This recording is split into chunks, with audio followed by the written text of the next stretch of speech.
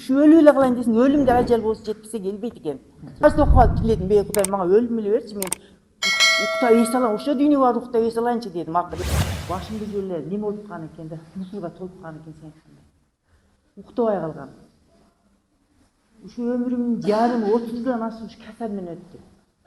Оорубаган жерим калбады. Ишенсең, доктор деп диагноз кое албаган. Молда изип Казакстан молдосуна баргам да. Эч ким мага диагноз кое албаган.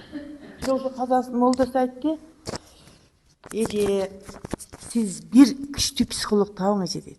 Бир ушундан жакшы болот деди. Анан сен жакын эле уктум, бир группалашым угуп калдым. Анан ага ооруп элатканмын, айлам таппай калдым. Акыры эмне кылсам, же өлбөсөм, өлүп калайын деп тиледим. Кудай мага өлүм берчи, мен ушундан өлүп эле калайынчы. Касалымды бирөөгө айта албайм. Балдарыңа деле ооруй берсең айта албай калат десин. İçim толуп эле касал да. Бир оорубаган жерим жок. Бир күн колум аарса, бир 10 күндөн кийин башым ооруйт. Бир 10 күндөн кийин путум ооруйт. Анан бөйрөгүм ушундай жылуу эле ооруй берди. Анан уйку жок эле менде. Эми Кудай жагайым сага катышкан 3 ай болду мына. Эң жакшы результат уйку. Уктасаң анан эс алат экенсиң да. Уктап калды. Кайсы потокко катыштыңыз эле? 88-ден. 88-ге катыштыңыз, Машыккандан кийин канча күнөн уктап баштадыңыз? Бир 2-3 күндөн эле билинди. 30 жылдык уйку, 2-3 күндө. Мен ошо YouTube'дан көрүп калып группалашкандан анан негеди көргөнүмдө эле ошо өзү Кудайым өзү неме жол ачат окшойт да.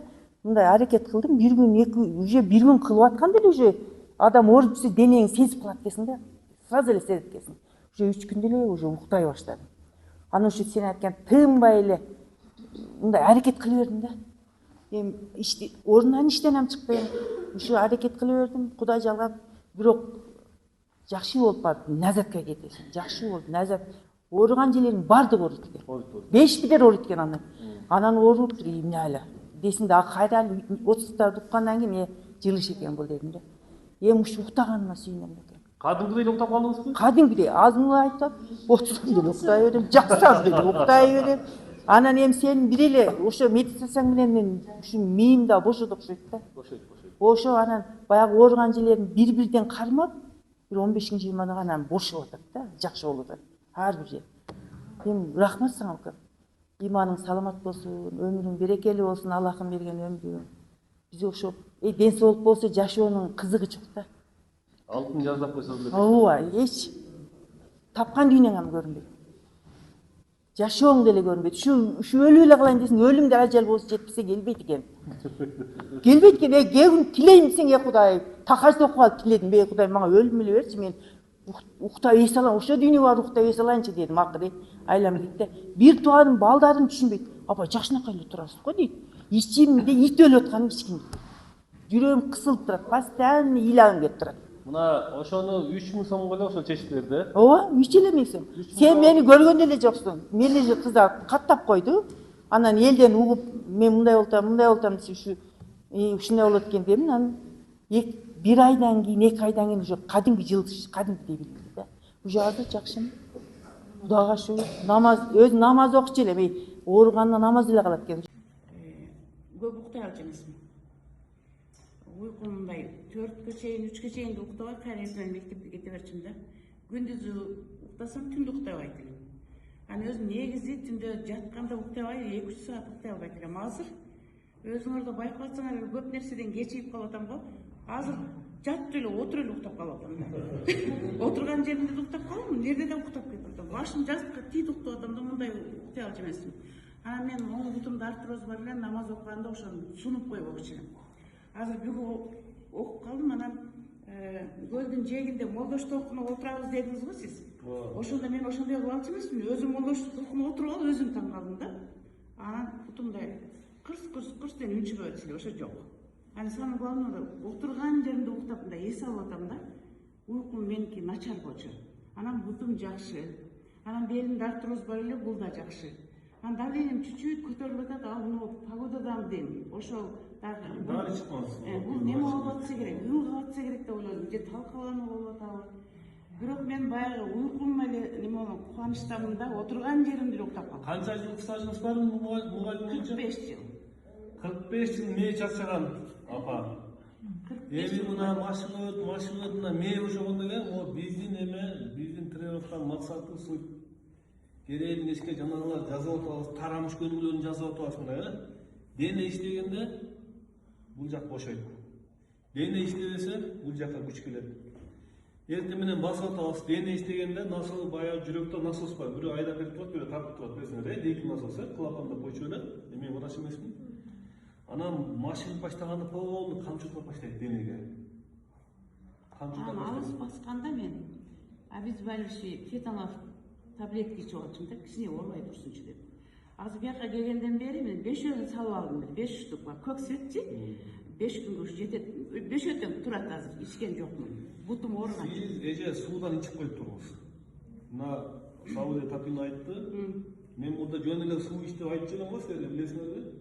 Мына Сауле Тапин дагы кошумчалап берди. Бул жерден баягы суу ичкенде кан суйлат дедиңиз, кан суйлат экен, түшүнүңүзбү? Суу ичкенде баягы ошол мисалы эртең менен чай ичкенче түшкө чейин жүрө беребиз го. Ай бир саат сайын эле кичинекей стакан менен эле эртең урта ичип коюш керек экен. Ага баягы суу барат, эмне болот? Анан баягы кан суйлат деп мына айтты. Көпчүлүк опыты бар восточный доктор. Рахмат, сизге ыраазымын. Ыраазычылык бизде.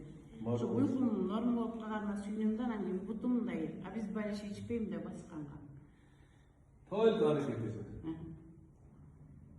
Менден гарантия суроо, только аракет.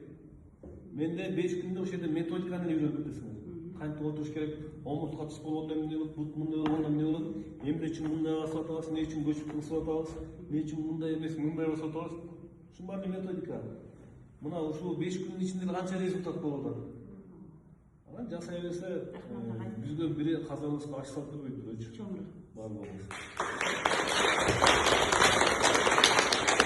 Эжем чакырды көлгө. Жүр деди, жок мен барбайм, мен ретритке катышам дедим. Анан эми Толгонайга чалып сүйлөшүп турдум, Толгонайга. Анан канчасында болот деп анан акыркысы ушул туура келди да.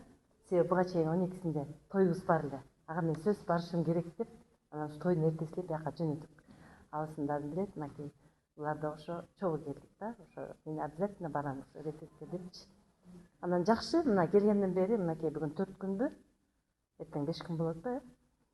Мен күнүгө өзүмдү текшерет элем сахардан, глюкомер менен каждый день. Анан кийин диета, аябай строго диета делем, бирок дары ичпейт элем. Вообще дары 3 жыл болду ичпей койгонума. Анан кийин 5 күндөн бери мен азыр глюкомер деле жок, диетам деле жок. Прям өзүмчө эле вольная птица болот, жегенди жеп, ичкенди ичип мына. А мага самое главное бул эмеден, ретриттен мага мен, например, ооруман айыгам же мындан айыгам деген менде ой болгон жок. Менде эме болду, мына эмелер, көнүгүүлөр чакты да магачы. Мен ошо дәл ошо көнүгүү үчүн келдим да. Көнүгүү эле биякта башка нерсе жок да. Биздин сабак көнүгүү эле да эмне. Анан ооруман айыгам, анан минтем деп менде ой болбопту деп айтчычы. Ошондойдон бат айыгат. Анан эч глюкомер деле жок, текшерип, мен күнүгө текшеринет элем, эртең менен күнүгө басып келип суу ичип текшерип ушинтип турат элем да. Ал текшерип Жок, эч текшерген жокмун, жок. Спокойно жүрөм да, өзүм таң калып атам аябайчы. Что мен ушу текшербей, тамак только диета болчу меники строгий, мындай тамактар жебейт элем, астынан жебейт элем вообще. Келгенден бери бүт баардыгын катарынан жеп атам. Ой, баягы бир текшерип кое бериңиз. Эми баргандан кийин текшеринем да. Текшерип коюңуз.